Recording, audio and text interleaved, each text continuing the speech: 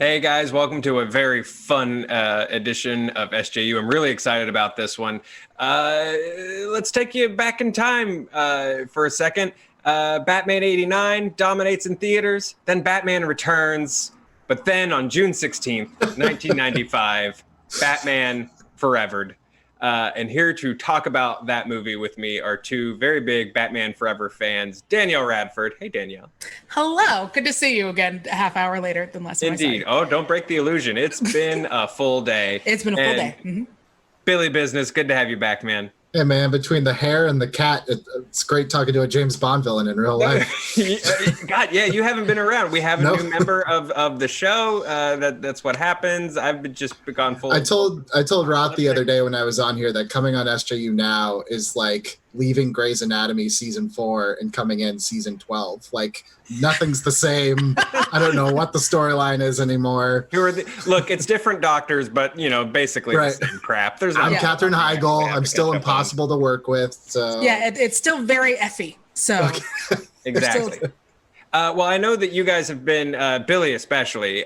We've been doing these essays and stuff every now and then, and I know. Stop it. You've been itching to talk some Batman Forever, so I'm really excited we're doing this. Of course, Tim Burton did the first 2 outings. There were some issues, especially the big legend is that McDonald's was like, we can't make Happy Meal toys out of a horny penguin.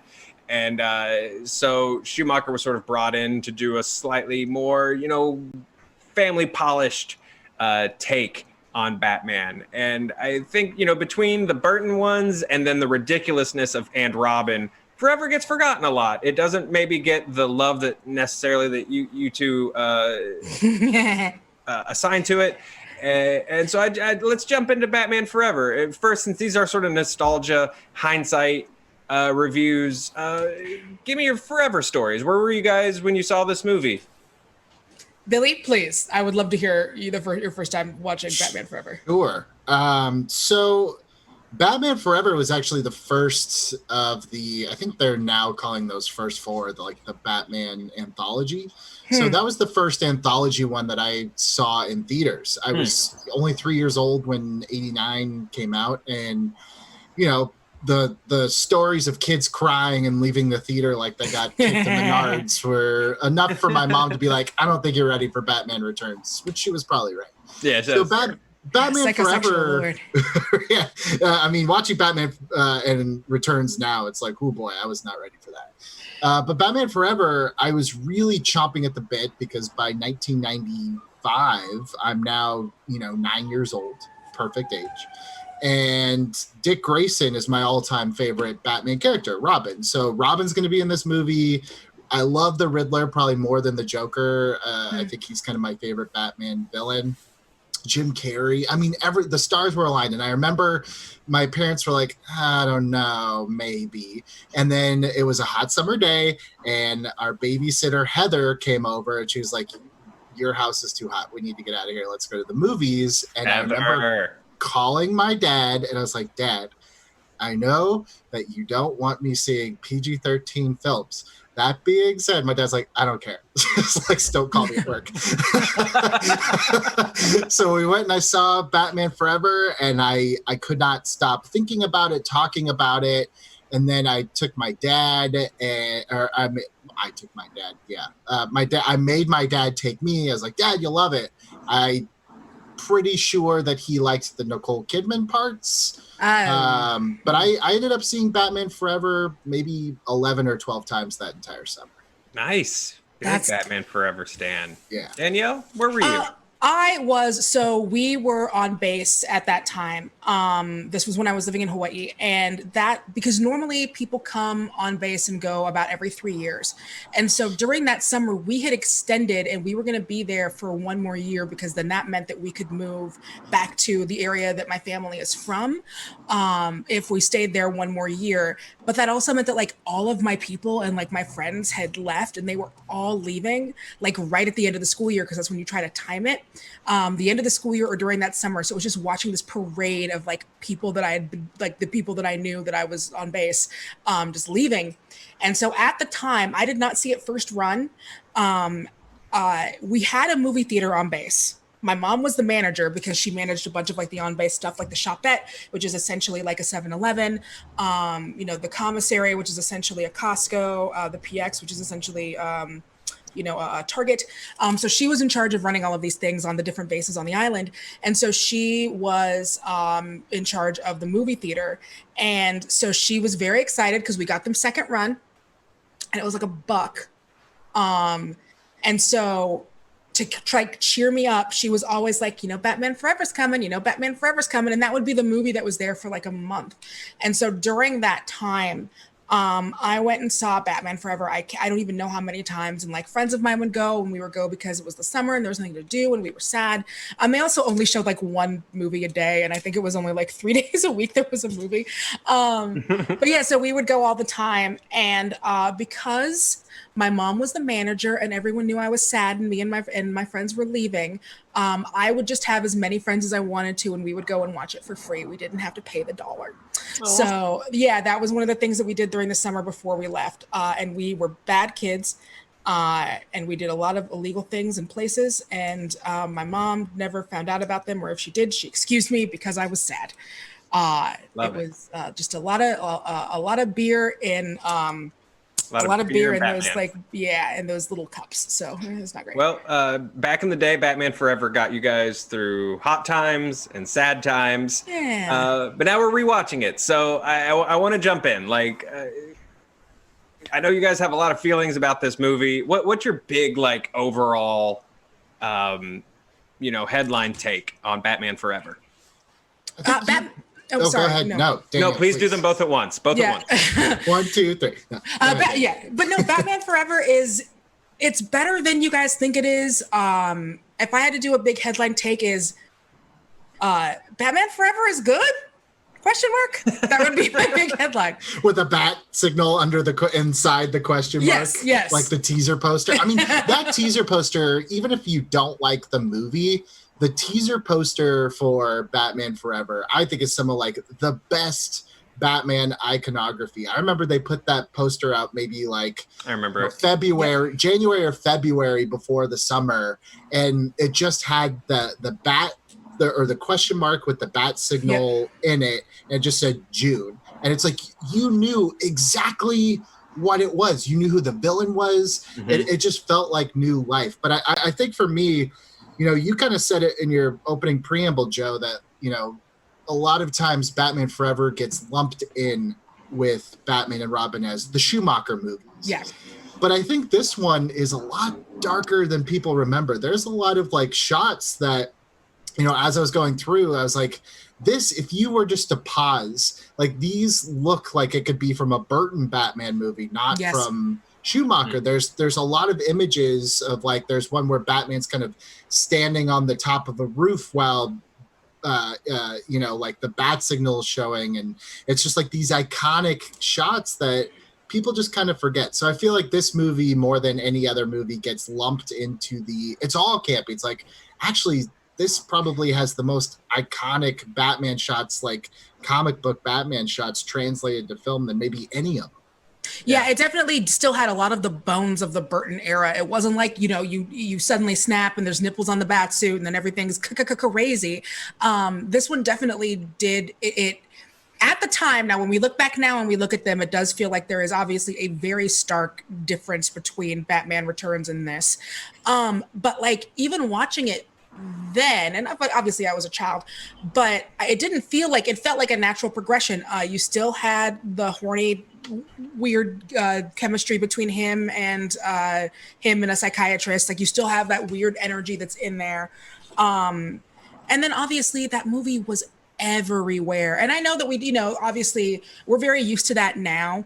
And there were big blockbusters and other blockbusters and stuff happened, but there was always something really special about when a Batman movie happened. People loved Independence Day. People loved Men in Black, but it was always really, really special and really meant something when there's a new Batman, and that is the only thing that you were going to hear about for a year. You're going to, it's the only thing you're going to hear about at McDonald's. It's the only thing you're going to hear about from different toy commercials. It's the only t-shirt that people are going to buy. It's the only commercial that's on. And then when you combine that with the fact that it had a soundtrack that produced some bangers. It was I don't think that there is another soundtrack to not even just like a superhero movie, an action movie like this. I don't think there is another soundtrack filled with original music that is as good as this one. And I'm genuinely trying to think of if there is one. Because there are, the Boys in the Hood had like a great soundtrack. The Friday movies, again, these aren't action movies. The Friday movie had a great soundtrack. It had two, but most those were not a lot of originals. Boomerang, the Eddie Murphy movie, was a comedy with a great soundtrack. But this might be the best action movie soundtrack with a bunch of originals. I can't think of one that is in the same league as this. I mean, I'll definitely. That could be a hot take, but. Well, for me, like, obviously when I was a kid, like, I didn't have like film opinions. I just cared that there was Batman and I was going to get toys, and a new Batman movie meant I was going to get a different version of Desert Assault Batman or whatever. And that's what I was super excited about. But looking back as an adult, like looking at like, okay, what were the goals of the film? Like commercially, people freaked out at the studio because returns got a little too dark, a little too twisted, which, obviously in hindsight seems quaint because I've certainly seen darker things since then, right? But looking back at Forever, which I think you guys are right, it's not nearly, it's a very good bridge in tone. And looking back, like as an adult who's now watched a lot of movies and has to write about them as his job, Schumacher, like the guy that made The Lost Boys, for the goal of make these feel the same, but like scale it back and maybe sell some toys, is a good choice for a bridge for this movie. So I'd love for you guys to touch on sort of the Schumacher of it all. Well, here's the thing, and I think, when Batman Begins came out, and it's still to this day is lauded as, well, this was the first Batman movie about Batman. I don't think that's true. I think the first Batman movie that's about Batman and not the villains is actually Batman Forever. Because go back to Batman 89. When you think about Batman 89, whose story is that? It's not Bruce's. It's not even Joker's. It's actually, we're kind of following the POV of Vicky Vale. I kind of liken the structure of Batman 89 more like Beauty and the Beast, where, Batman's kind of this beast, Gaston is Joker, and we're really following Belle or Vicky Vale. So that's not Batman's story. And then Batman Returns kind of plays more like an anthology film where we're following Penguin's story, then we follow Catwoman's story, then we follow Max Schreck's story, and it's all tied together at the end with the common thread being Batman. So that's not his story. Yeah, Bruce is kind of the glue in that, but not right. He's not the and that's. Look, read any interview with Burton and Keaton. That's by design. Yeah, no, he is in not only, oh gosh, I used to know the stat for this off the top of my head. Not only is this the movie where Batman has the least presence, he's only in something like 1/4 of the movie, something crazy where it's like he only has like between 12 and 22 minutes of screen time or something like that in a Batman movie, which is, you would never do that now. But yeah, that's way more of and you're right. I do think it is more of a Penguin, but I think that Batman Returns is a Catwoman movie. Like that is Catwoman's movie. And I mean, to the point where like Keaton was cutting his own dialogue. He's like, nah, I'm not going to say that. I shouldn't talk here. He said that. Well, then when you get to Batman Forever, it's really, it's a movie about choices and accountability and responsibility. Because when you think about it, there's one kind of like, there's a criticism of the Burton Batman movies, of these Batman movies, certainly of Zack Snyder's take of Batman, is that Batman's not a killer. Right. Okay. Well, guess what? In both Batman 89 and Batman Returns, Batman is capping fools left and right, and he doesn't think about it twice. But what this movie does, which I think it gets no credit for, and I'm not sure why, is not only do they acknowledge the elephant in the room, they actually make Bruce deal with it. He literally says to Dick, like, let's say you're willing to take a life, but then that doesn't fill the hole that you have. And then you go and you do it again and again and again. Yep. And then what are you left with? And I love the scene where he's kind of reliving his childhood trauma. But to me, and I don't know if this was the intention, but it certainly looked like it to me. It almost looks like his parents' killer now looks like Harvey Dent. It looks like Tommy Lee Jones is the one that's holding the gun. because there's that run in the comics in Batman where he kind of, whoever the villain is that he's facing, he kind of superimposes them into that role because he's trying to fill that revengeful need. So it's this kind of the story of like, I have chosen this life of being Batman, but does being Batman, is it just hollow? Is it me seeking some sort of peace that I'm not going to get? And then Dick Grayson comes along and he's like, I can't let someone else make that choice too. And I think like that all is such good character stuff that people just throw away because yes, Tommy Lee Jones acts like a buffoon in this whole thing. Yeah. And it is, because you're absolutely right when it comes to like, this is, and because it's something people talk about it in the comic. Like, I feel like the two biggest, when it comes to like jokes or parodies or things people say about Batman, it's the fact that he's a rich dude using a lot of equipment to punch poor dudes. That's one thing everyone makes fun of. And then the other thing is it's a rich dude he became a superhero in order to slake his bloodlust. Like, he's a version of Dexter. And I think that those are like two of the biggest criticisms. So to have a movie where it is literally Bruce Wayne saying, maybe this is not the way to go about this. And especially when you put him against someone like Riddler, who his whole thing is idol worship, and he worships this person, but this person is not worshiping him back. And for Bruce to have a moment, I think, especially if so much of the catalyst for this is that the Riddler wants Senpai to notice him, and the fact that it's about like, hey, we can't just have the storyline where it's about the Riddler being basically like in friend crush love, hardcore standing. He would have had a fan cam. He would have been posting it all over the place. Just a Bruce Wayne fan cam. It can't just be about that. If we're going to have it where this person is literally elevating this character, then we've got to actually talk about like all of the stuff that comes underneath. Mm-hmm. And yeah, there are some incredibly dark moments. And again, it still gets really like weirdly sexual. Because even the fact that he confronts some of this stuff with the woman who is trying real hard to see what's beneath that rubber is also like a weird thing, but it's also very Batman. Because he would never go to a real psychologist, but he'll go to the one he wants to bang.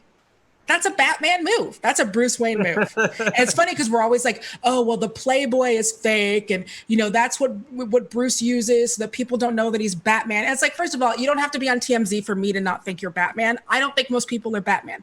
You know what I mean? Like, you don't have to be a Kardashian for me to be like, I bet that person's not a superhero. But he does it.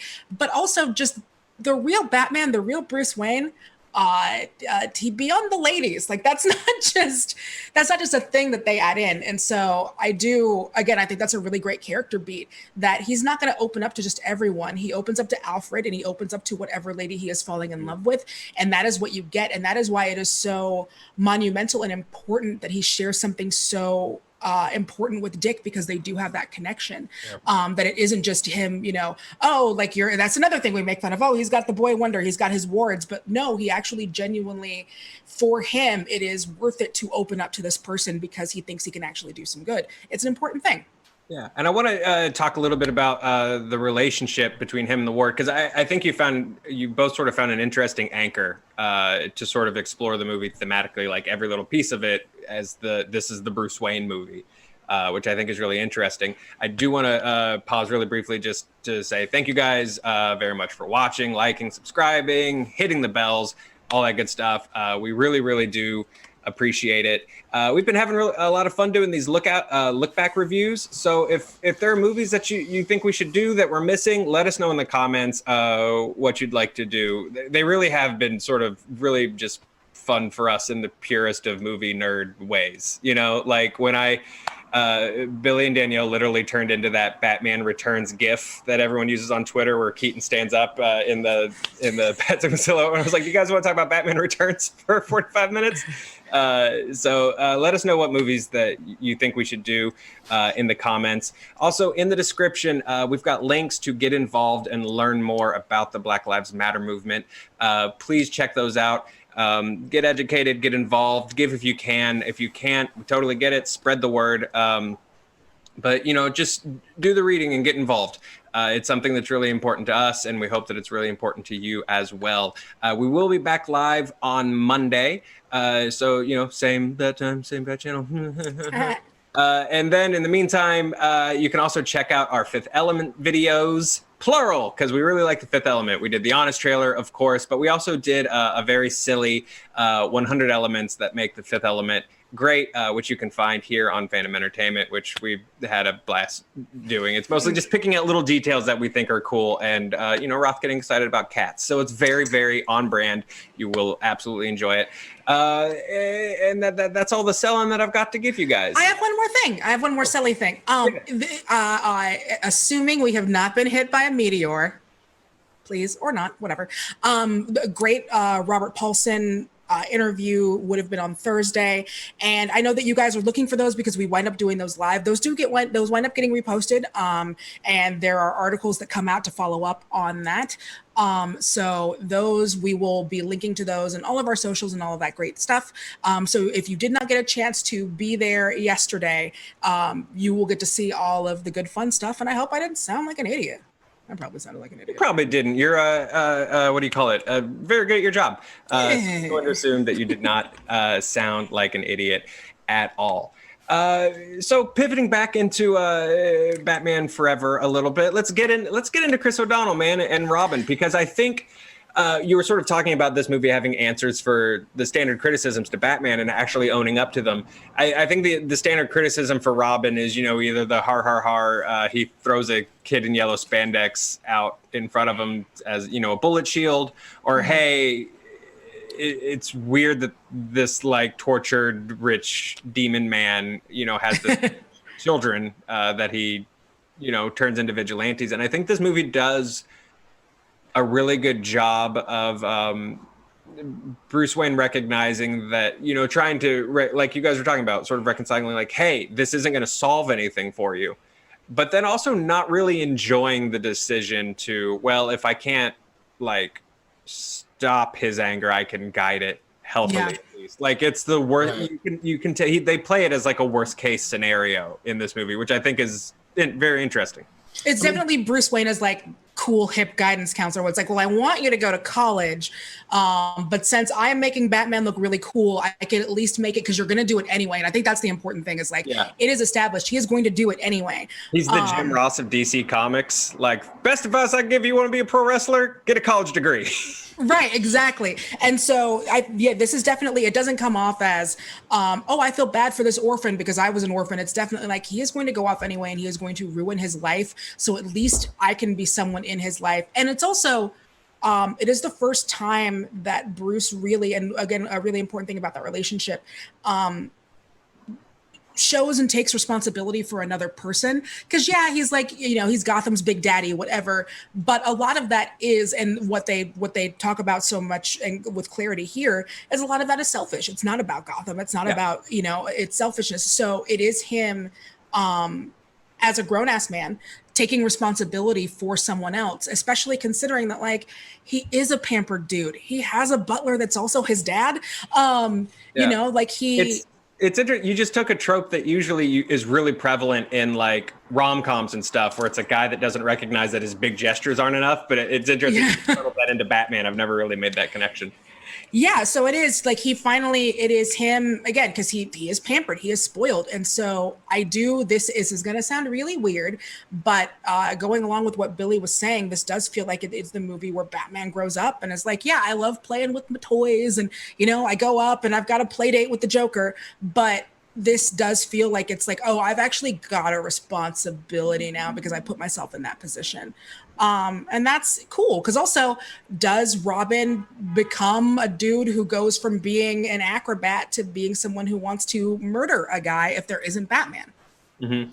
Well, I mean, the greatest part of all of that is like when you think about what is Robin as a character trying to accomplish. Well, it's like think about the promise that Bruce Wayne makes to his parents. I'm never going to let this happen to anyone else. Mm-hmm. So, Batman, at least like when you think about like the Nolan trilogy, it's like Batman is an idea. It's to inspire people. Mm-hmm. Batman is not an inspiration. He's something to be feared because he's going to go through and he's going to scare you straight.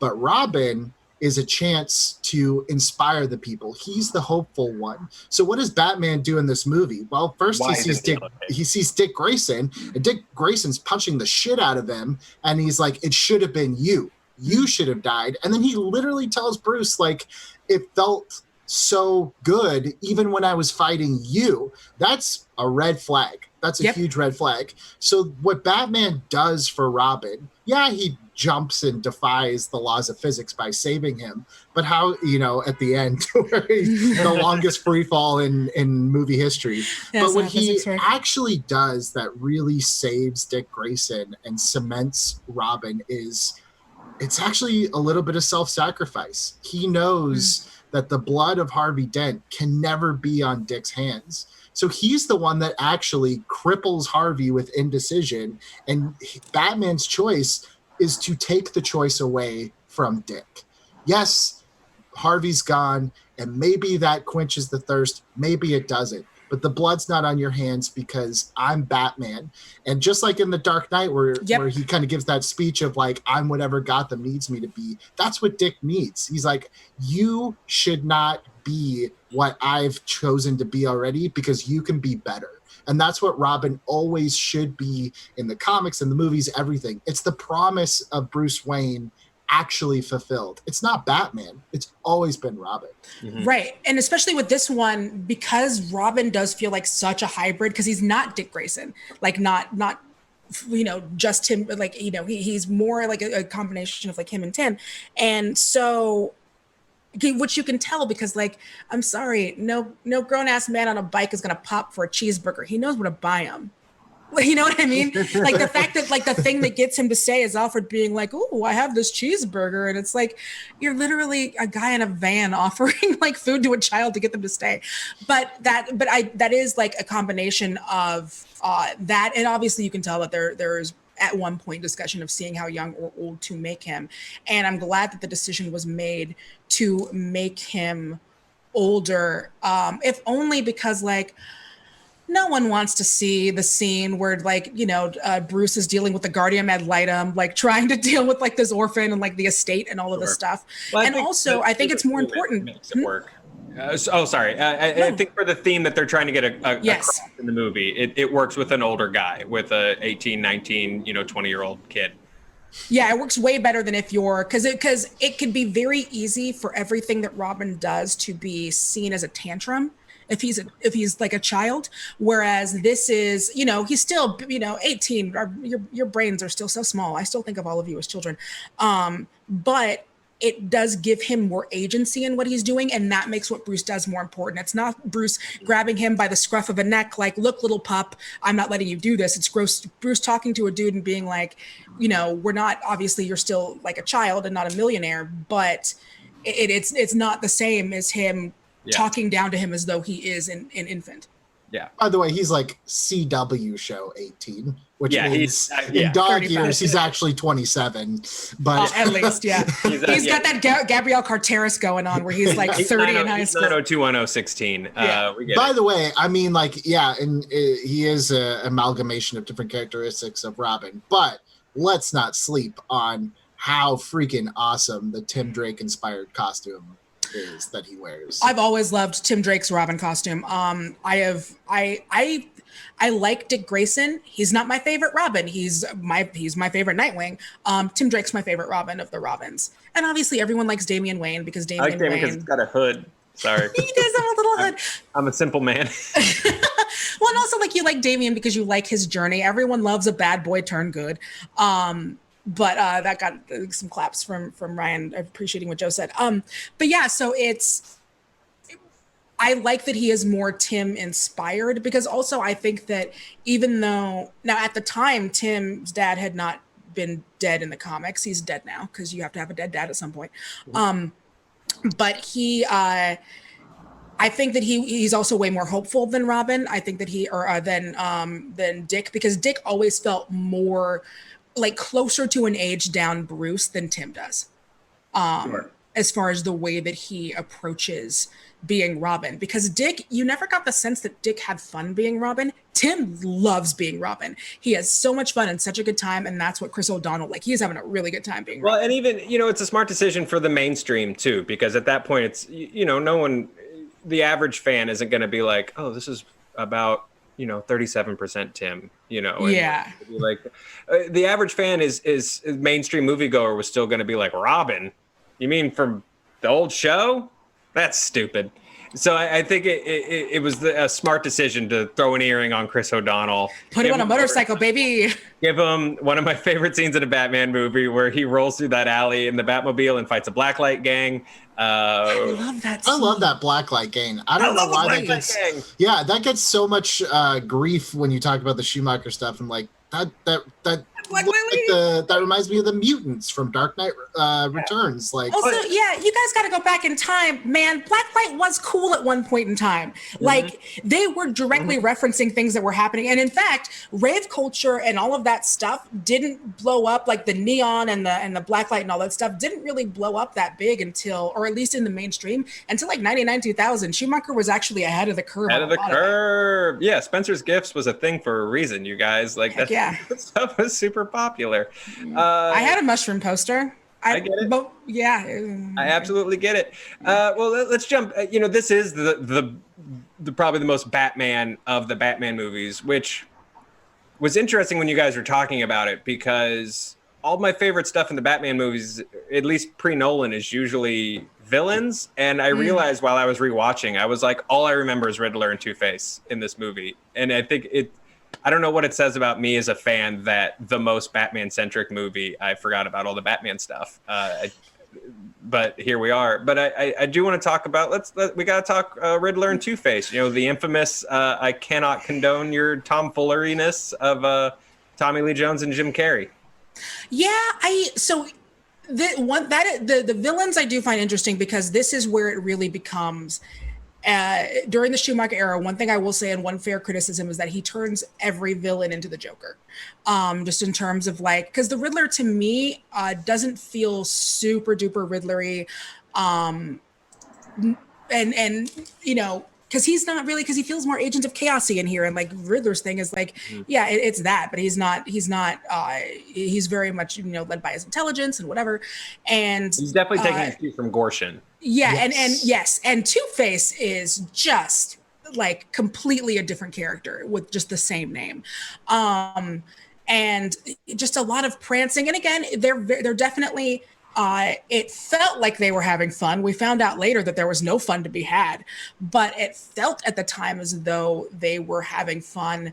I liked, again, that Riddler, that green suit and all of that stuff was literally everywhere. Like, because it was also Jim Carrey, as we have been wont to say, Jim Carrey at the height of his powers, and Tommy Lee Jones. In fact, like both of them could not be hotter.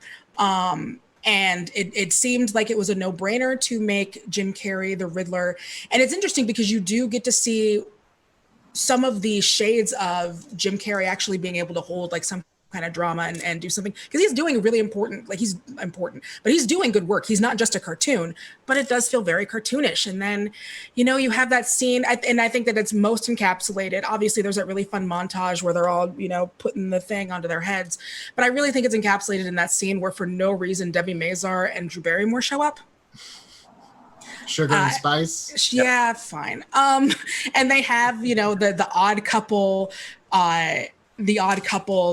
divided rooms, and I stay on my side and you can tell because it's this thing, and I stay on my side and you can tell because it's this thing.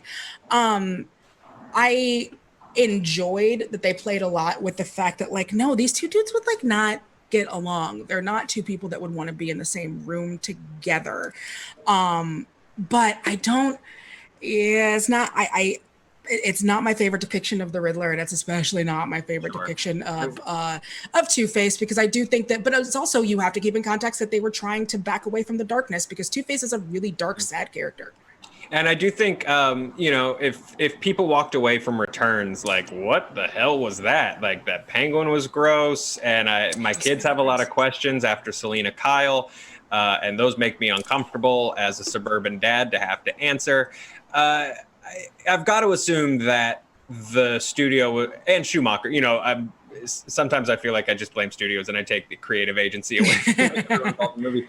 But whether to whatever degree it worked for you, you've got to assume that Schumacher was like, okay, we've got to lean into the Batman that people know. And, fans loved the Frank Miller stuff at that point, but most people, I think, still loved the Adam West Batman series. Yep. And so I think with the villains, he was trying to lean into that a little more. And I also think there was maybe a little bit of balance where in this one, he's hitting the heavy stuff with Batman. And it's that let's make the reporters chasing BoJack Horseman into old timey Hollywood reporters funny and not devastatingly sad. Now there's a balance where we're hitting the hard psychological stuff with Bruce and Batman, and then the funny cartoon bad guys show up to give it a little bit of balance so that it's not just all bummer. Right. Because it could have easily become all bummer. Yeah. Billy? I actually think that, this interpretation of the Riddler is probably closer to what I was used to, having grown up mostly with the 60s Adam West Batman. So I think that's... Danielle. She's just like, nah, I'm done. I was trying to be slick and do it off camera. I needed more fizzy water. So I think that's a valid interpretation. I honestly think that maybe, let's assume for a second that they hadn't kicked Billy D to the curb and he had played kind of a more nuanced version of Two-Face. I sometimes think that people maybe mistake Jim Carrey's performance as being so over the top because he's paired with someone that is trying to be his equal. So it just after a while becomes very loud. Whereas if it was Jim playing opposite, even if Tommy Lee Jones had decided to play it very straight, I think it maybe not have been perceived as quite as obnoxious. I'm totally fine with the characterization of the Riddler. I think is spot on. This is someone that still thinks that they are smarter than Bruce Wayne, which has always been the Riddler's MO. I think they straight up, not even homage, they ripped this entire character off for Iron Man 3. Right down to the haircut of Guy Pearce in the first scenes. It looks exactly like Jim Carrey's Edward Nygma. I can't defend. I think, look, as much as I love this movie, there's 2-3 huge issues with it that cannot be overlooked. And you're dead ass right. It's not really Two-Face classically. I'm not sure what character that is. Also, I don't know what he wants. I know what almost every other character in this movie wants, and I don't know what Two-Face wants. Well, the interesting thing about Two-Face is this is really the first time in this run of the Bats where we are introduced to a character in progress, really. Because with Penguin, we see a little bit of it. We see he's already got a gang and all of that stuff. But we really start to see, they go back and they show everything that happened with Pee Wee Herman. And you get to really get a sense of this is Penguin and these are his gripes. Whereas with Tommy Lee Jones, whereas with Two-Face, we get 2 seconds of courtroom footage of him being hit by acid. And that's really it. So dumb. And he's already doing crime. And all we know about him is that he is a crime man that does crime and who speaks, weirdly, he has a weird syntax because he's 2 people or whatever. And we don't ever really get the why the crime? With the other Two-Face or classically other interpretations of Two-Face, you very much understand that he was someone who championed Gotham and then was let down and felt like was abandoned. And that schism produced something in his brain that was there's part of me that still wants to fight or whatever, but part of me is just F you guys, I did all of this stuff for the city and then I didn't get anything out of it in return. And so, and also, again, intelligent mob boss using all the stuff that he knew from being, because I would have loved to hear Harvey Dent talk about some lawyer stuff because that was what he did beforehand. And instead, you're right, he's just leaping around and trying to out Jim Carrey. And that was never a good idea. And it was especially not a good idea in the mid-90s. Also, you're not going to win that fight. On this rewatch, I noticed that his old man eyebrow is actually crazier than his Two-Face eyebrow, which was interesting. I do wonder if it's the cost of that balance that we've been talking about, though. We talked about 89 and Returns, and even Dark Knight. Like those are villains movies. Yeah. Here's the thing. Here's what I would say. Here's what I would say to that is that, you know, at least for me, and maybe that's just not the intention of the film, but this is a film all about choices and the ramifications of choices you make. What better character to literally demonstrate that than a man who cannot make a choice without this coin? Right. So you have the pieces there, but to have such an integral, literal piece that helps your thesis move along and to just play it for laughs, it just seems like a strange flex. But I also wonder how much of that was just like, he's Tommy Lee Jones, this guy is an Oscar winner, we're not going to win this fight. It's maybe just it is what it is, you know. I also wonder if, you know, again, one of the, like we talked about earlier, one of the dunks on Batman is often he's the rich guy that beats up poor people, and I wonder if there is a creative choice from Schumacher to kind of say, you know what, I agree with that take, because like just because we thought it doesn't mean we're the first people that have ever thought it, right? And I wonder if there is a creative take with Schumacher to be like, I want blacklight gangs, I want over-the-top cartoon characters, so that you can separate why doesn't Batman just fund poor neighborhoods and stop beating up poor people? So you can separate like that level with, oh, well, these aren't criminals, these are super criminals, you know, like this, there's a difference between a guy that had it rough on the streets, and so now he mugs people, with Two-Face, like a giant cartoon. Right. And also the giant cartoon, it does just sell more toys. Like it sells more McDonald's toys. Like that is, we always make fun of it now, where it's like, oh, like all of these things are just meant to sell toys and make money. They were a lot less subtle with that stuff before. And also now they're selling directly to us. And they know that we know, and it's all a big cynical thing. But back then, like they were really genuinely trying to hook in the kids. And like that was that was another way to make money off of these big properties. And so, like it's goofy Two-Face who eats cigarettes or whatever and yells at the Riddler. He sells a lot more toys than brooding Two-Face, who is dealing with the fact that he actually he can't make choices on his own, and he's and by the way, I absolutely agree with you both that it's a choice that doesn't work. I'm just always fascinated by the why of the choice. Me too. You talk about the merch and the merch inserts, and it's really funny if you notice right before the Blacklight gang, when he's cruising through the bad part of town, there's a McDonald's there. And I always love little moments like that where it's like, yeah, I get that you wanted to get a McDonald's in, but maybe like put it in the lobby of Wayne Tech, you know? And there's a prominent Taco Bell in the next one.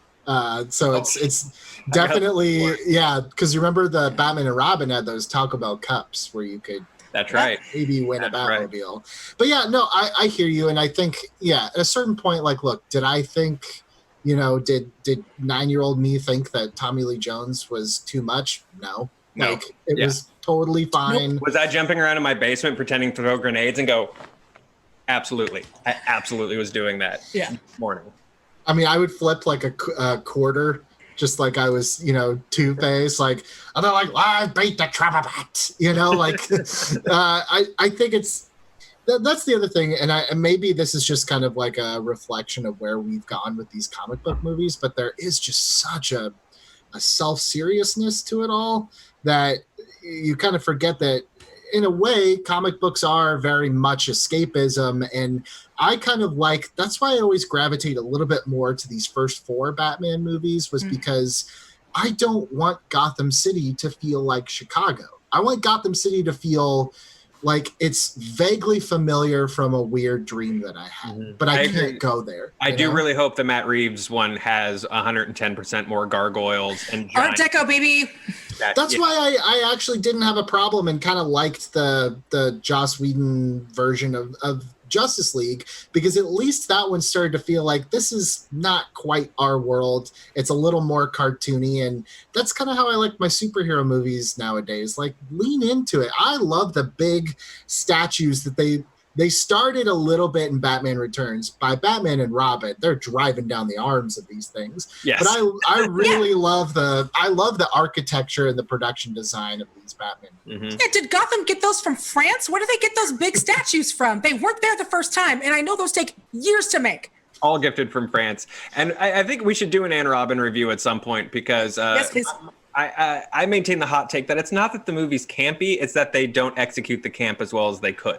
That is where my problems lie with Batman and Robin.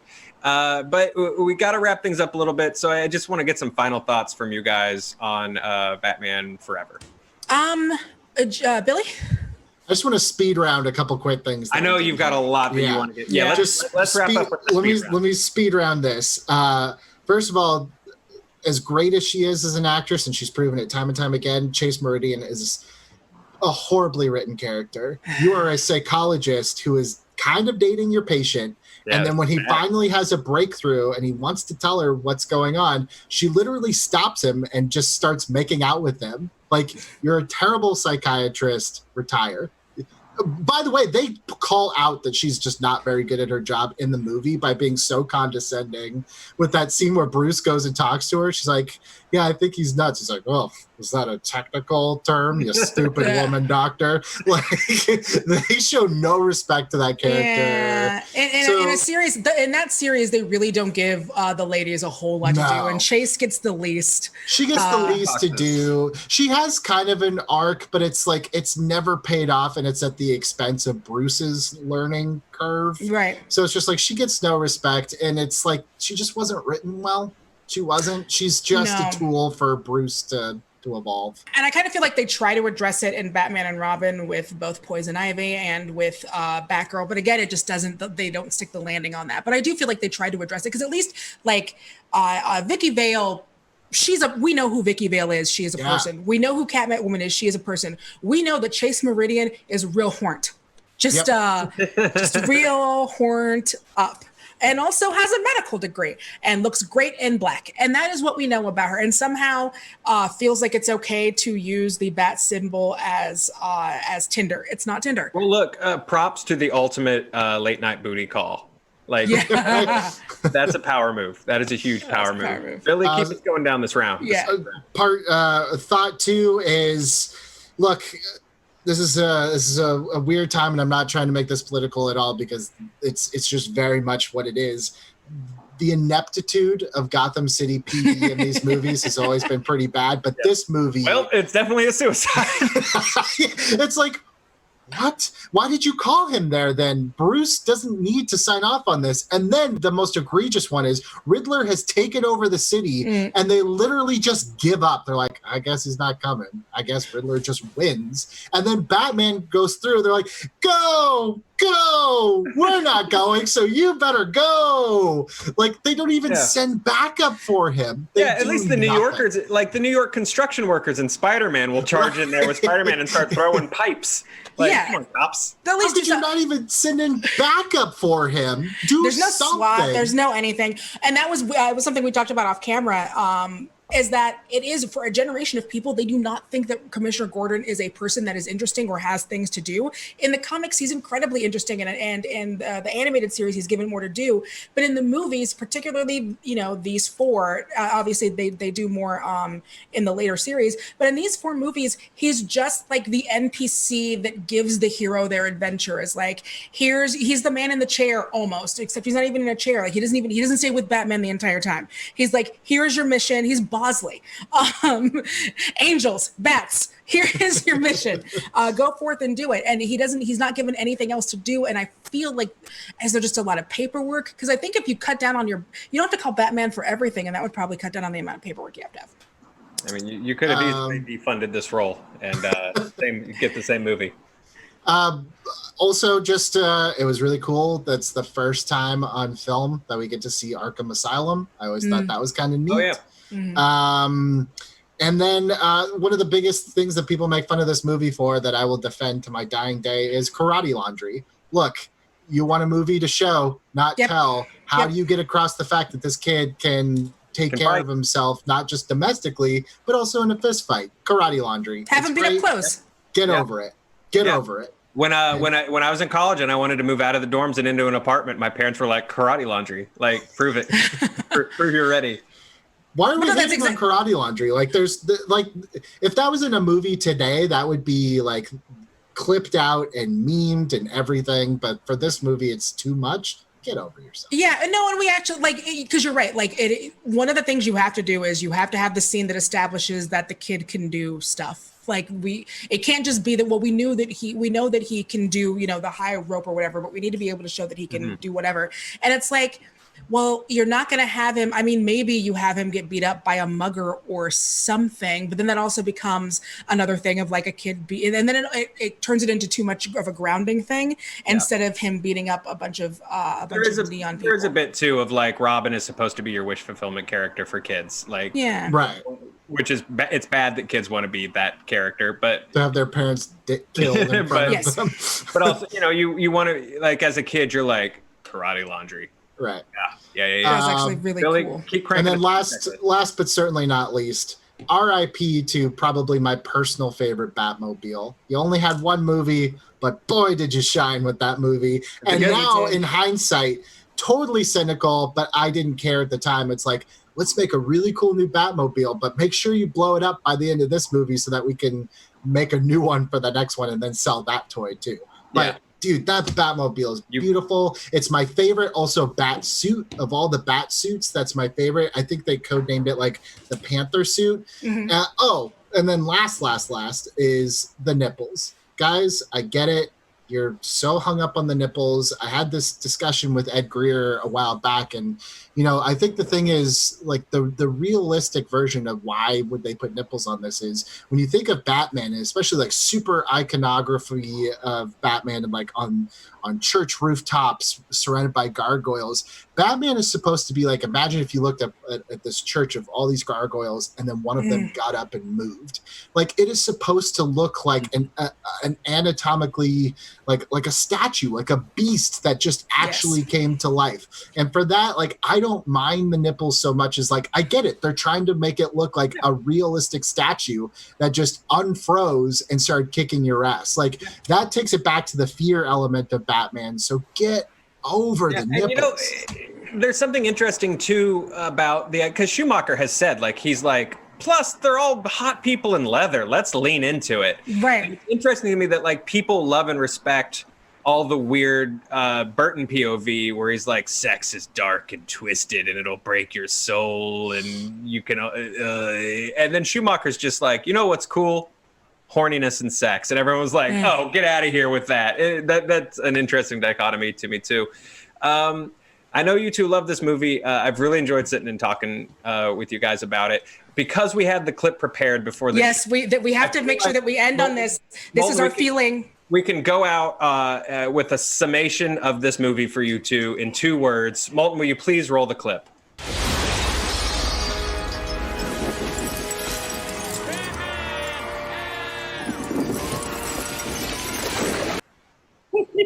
Guys, that's our show. Thank you two so much for being here. Have a great weekend. We'll see you Monday.